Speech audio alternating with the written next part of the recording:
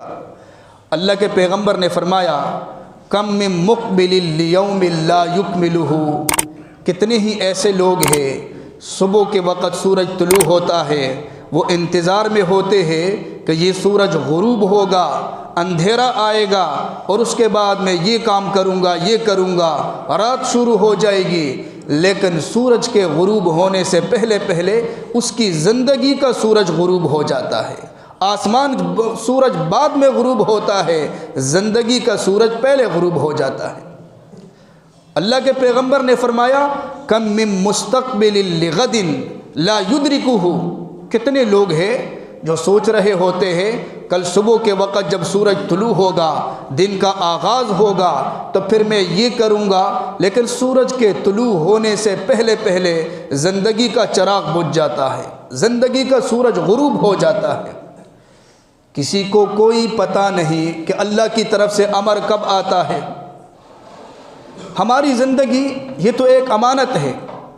اللہ کے پیغمبر نے فرمایا خذ من صحتک لمرضک ومن حیاتک لموتک، فرمایا اذا امسیت فلا تنتظر الصباح واذا اصبحت فلا تنتظر المساء، فرمایا صبح ہو جائے شام کا انتظار مت کرنا، شام ہو جائے صبح کا انتظار مت کرنا، آخرت کی فکر رکھنا، آخرت کی تیاری کرنا، آخرت کی فکر میں مستغرق ہو جائے۔ فرمایا آج صحت ہے، پتہ نہیں کل یہ صحت رہے گی یا نہیں۔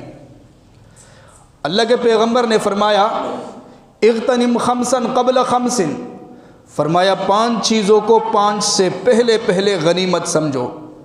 شبابک قبل حرمک، جوانی ہے بڑھاپے سے پہلے غنیمت سمجھو۔ عبادت کرو، رب کی ذات کو راضی کرو۔ فرمایا وصحتک قبل سقمک، آج اللہ نے صحت دی ہے، بیماری نہیں، ہو سکتا ہے کہ کل بیماری آ جائے، فرمایا اس سے پہلے پہلے اپنے رب کو راضی کرو، اس موقع کو غنیمت سمجھ لو۔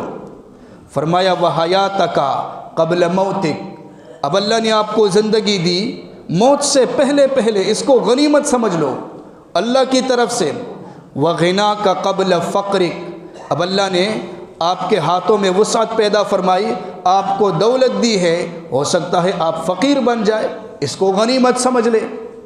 وفراغک قبل شغلک، فرمایا اللہ نے آپ کو فرصت دی ہے، آپ کے پاس موقع ہے، آپ زیادہ سے زیادہ اعمال کریں اس سے پہلے پہلے کہ مصروفیت کا دروازہ کھل جائے۔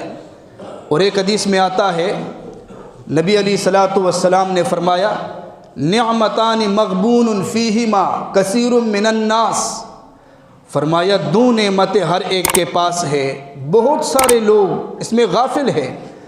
الصحت والفراغ، ایک اللہ نے صحت کی دولت اگر عطا فرمائی، اور ایک فرصت کی دولت، فرصت کی دولت، اللہ نے ہمیں وقت دیا، اللہ نے ہمیں موقع دیا کہ ہم آخرت کے لیے محنت کریں، ہم آخرت کی فکر کریں، ہم رب کو راضی کریں۔ دیکھیں یہ جو ہمارا جسم ہے، ہماری زندگی ہے، یہ اللہ کی طرف سے امانت ہے۔ جس بندے کا جو جسم ہوتا ہے وہ بندہ اس کا مالک نہیں ہوتا، اور اللہ نے جس کو جتنی عمر عطا فرمائی، جس کو عمر ملی ہے، وہ بندہ اپنی عمر کا مالک نہیں ہے۔ یہ عمر اور یہ صحت اور یہ جسم یہ اللہ کی طرف سے امانت ہے، یہاں تک کہ بندہ خود بھی اس میں تصرف نہیں کر سکتا۔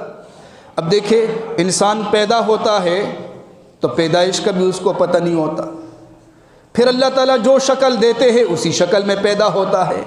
نہ تو انسان جب پیدا ہوتا ہے تو اللہ تبارک و تعالیٰ اس سے پوچھتے ہیں، شروع سے بھی اللہ تعالیٰ نہیں پوچھتے اس سے، اور نہ ہی جب انسان دنیا سے جاتا ہے تو اللہ تعالیٰ اس سے سوال نہیں کرتے کہ آپ نے جانا ہے یا نہیں۔ یہ تو انسان دونوں جگہوں میں مجبور ہے۔ تو یہ جو صحت ہے، یہ جسم ہے، یہ بھی اللہ کی طرف سے امانت ہے۔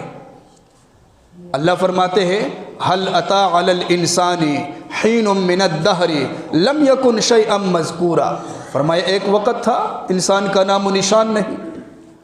پھر فرمایا یا ایھا الانسان ما غرک بربک الکریم، الذی خلقک فسواک فعدلک فی ای صورت ما شاء رکبک، پھر اللہ نے پیدا فرمایا اعتدال کے ساتھ، جس صورت پر رب نے چاہا انسان کو پیدا فرما دیا۔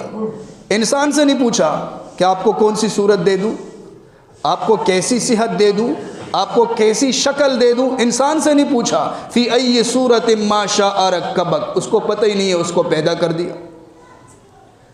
اور جب ٹائم پورا ہو جاتا ہے، اذا جاء اجلہم لا یستأخرون ساعۃ ولا یستقدمون، اللہ کا امر ہوتا ہے، فرشتہ آتا ہے، روح قبض کر جاتا ہے، انسان سے نہیں پوچھا جاتا۔